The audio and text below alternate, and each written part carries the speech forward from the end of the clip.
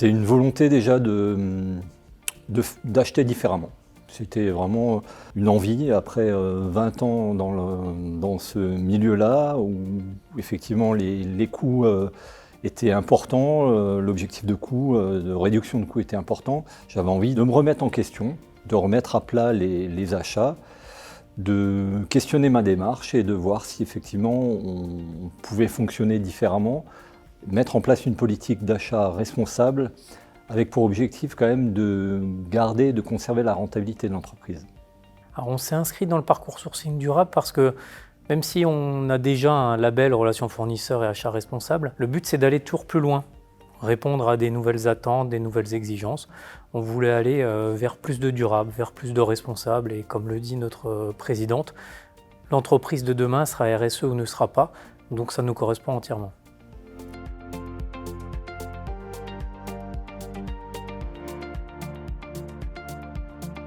Au début, on a un peu peur quand on nous présente l'outil ARES. Et puis finalement, on se rend compte qu'au fur et à mesure qu'on l'utilise, ça devient de plus en plus, pas ludique, enfin pertinent en tout cas. Au fur et à mesure qu'on remplit les cases, c'est comme un peu un Lego qui se remplit. On voit le résultat en fait, au fur et à mesure. Je ne m'attendais pas à ça, mais je suis quand même assez surpris dans le bon sens, quoi. Ouais. L'outil ARES, effectivement, a fait peur au début, peut-être parce qu'il était précédé d'une réputation, mais c'est un outil qui nous a permis de structurer la démarche, qui nous a apporté une méthodologie. On a pu faire un état des lieux très complet, qu'on n'aurait peut-être pas fait sans l'outil.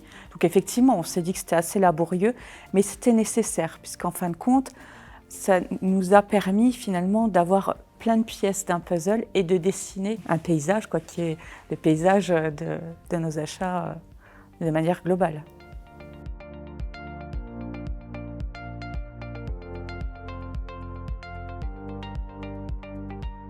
Alors c'est très enrichissant, parce que autant l'atelier individuel, il est avec une professionnelle qui nous aide et nous challenge, elle connaît très bien le métier, très bien les achats et franchement ça fait du bien. Les ateliers collectifs, ils montrent qu'il y a différents niveaux, il y a des disparités entre les intervenants, mais c'est ce qui fait justement la richesse.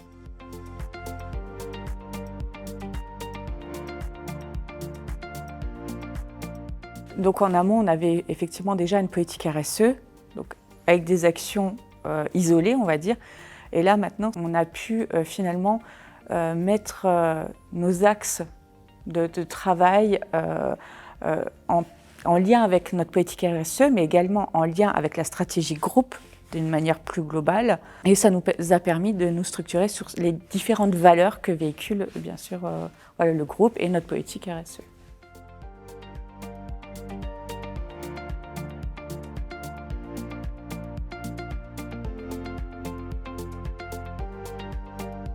Oui, ça a changé. On a relocalisé certains de nos achats, notamment tout ce qui est palettes.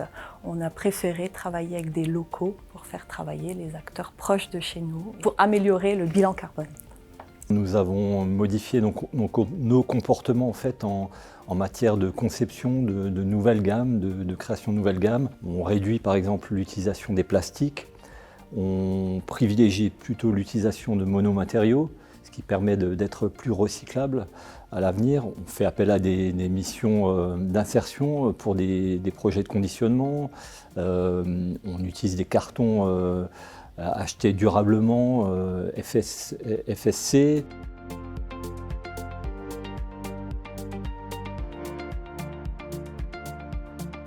On essaie maintenant, depuis un certain moment, d'optimiser les achats et de passer les commandes par camion complet plutôt que de faire venir les camions à moitié vides. On peut allier la performance économique et puis les achats durables. Il y a un an, j'étais pas forcément convaincu, maintenant je le suis. On a des exemples concrets, des choses qu'on faisait déjà avant, mais des choses qui ont évolué là cette dernière année, qui nous montrent qu'on peut acheter durablement et rester performant, voire mieux encore qu'avant, économiquement.